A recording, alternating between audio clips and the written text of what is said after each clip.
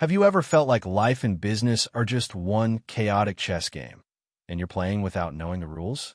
Imagine if you could not only play, but masterfully plan 5 moves ahead, just like a grandmaster, and dominate the board.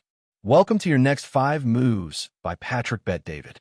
In this video, we'll break down all 5 moves in every single chapter of this powerful book to help you think clearer, act bolder, and achieve massive results. Let's dive in.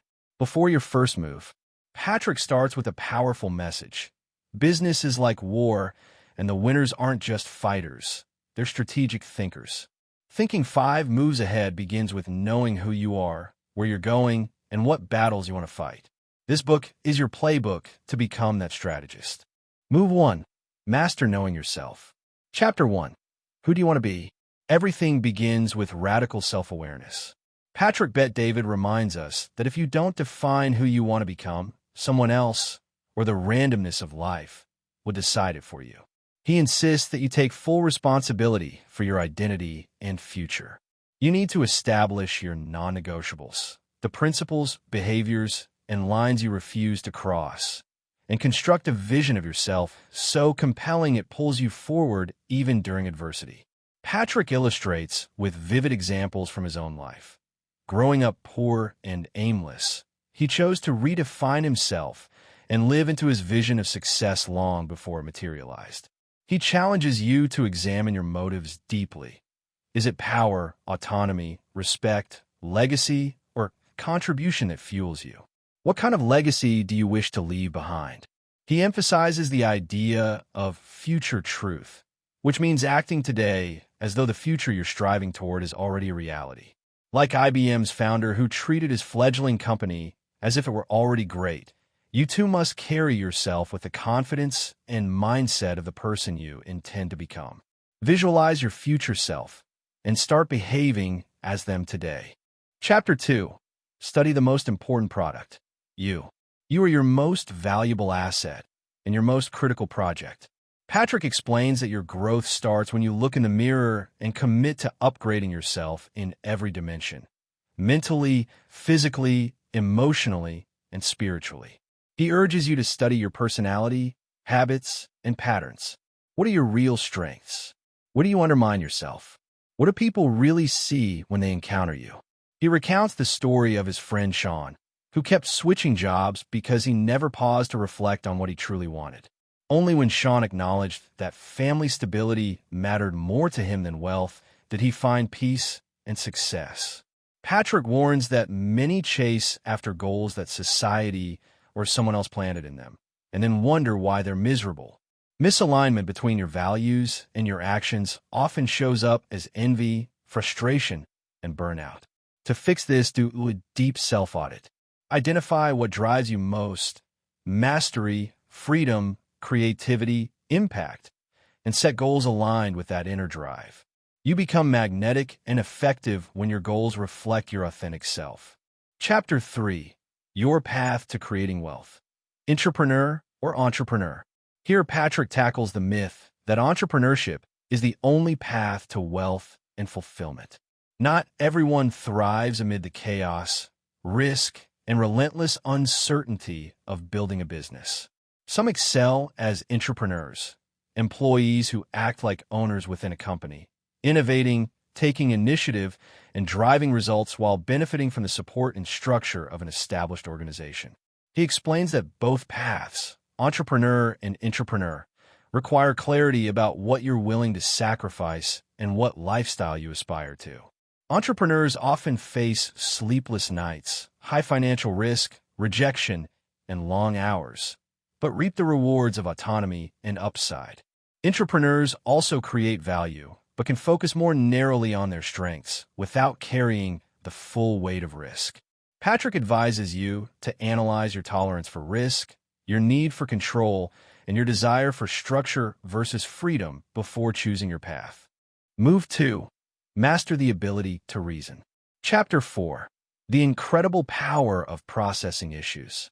Life and business present endless challenges, but Patrick argues that what sets leaders apart is how they process those issues. Instead of reacting out of fear, anger, or impulse, great leaders slow down to analyze the problem logically and thoroughly. He provides examples of leaders who reacted emotionally to customer complaints or competitive threats, only to regret rash decisions later. To develop this skill, practice examining every issue through a clear lens. What exactly happened? Why did it happen? Who was affected? What are the possible outcomes of each response?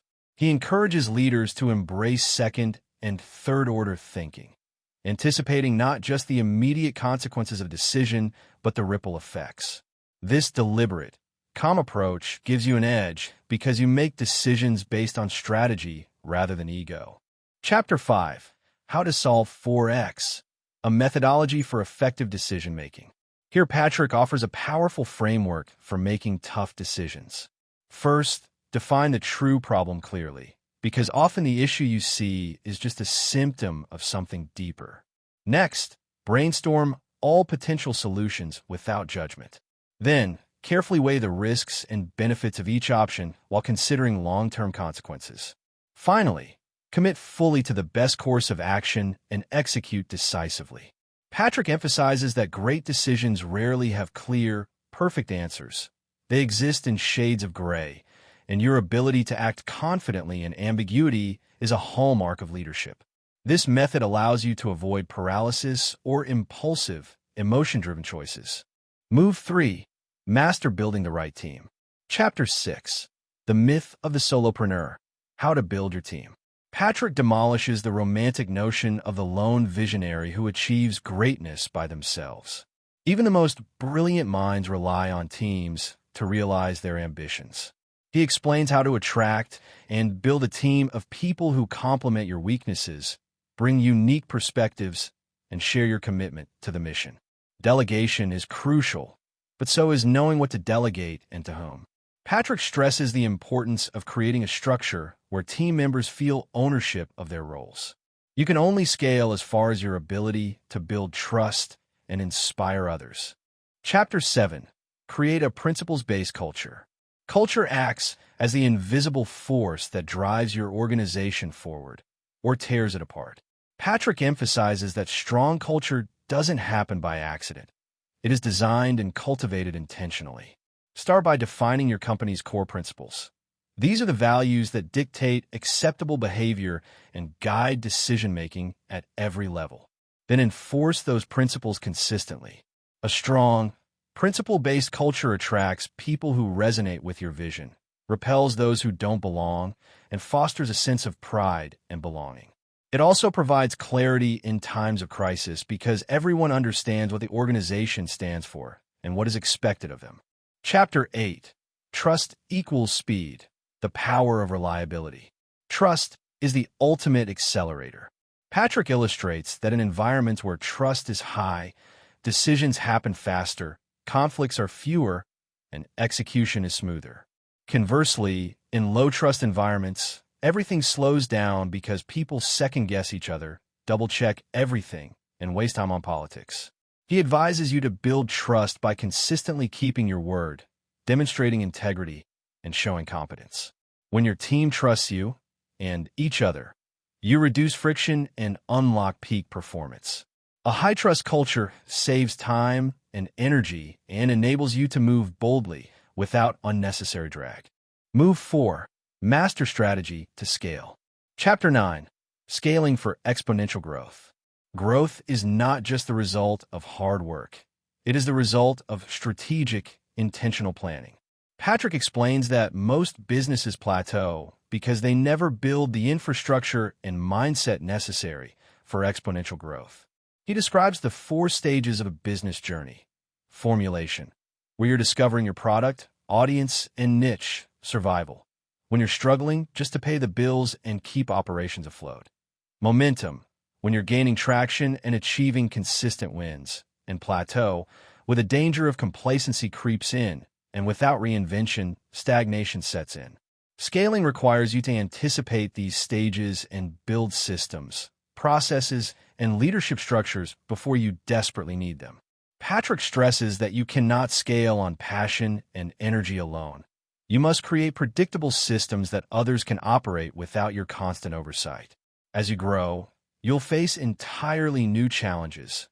What worked when you had 5 employees won't work at 50, and what worked at 50 won't suffice at 500. Recognizing and preparing for these inflection points is the hallmark of a great leader. Chapter 10. Make momentum your friend and be prepared for chaos. Momentum is one of the most powerful forces in business. Once you catch it, everything accelerates. Opportunities seem to multiply, the team is inspired, and growth compounds. But Patrick warns that momentum also comes with chaos. Processes that worked before begin to fail under the strain of scale. Systems break down, employees burn out, and new competitors appear to challenge you. Many leaders are unprepared for the turbulence that comes with rapid expansion. He advises you to treat momentum like a fire. Fuel it carefully, but respect its destructive potential. Plan ahead by hiring proactively, strengthening your organizational foundation, and constantly communicating with your team.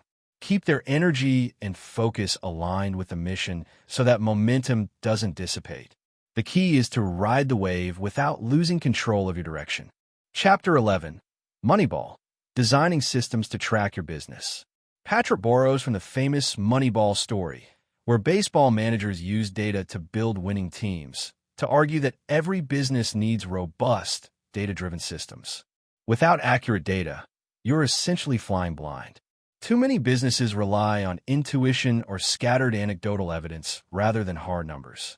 Patrick urges leaders to identify the key metrics that drive success, such as customer acquisition cost, retention rate, sales pipeline health, productivity per employee, and build dashboards that make this data visible in real time.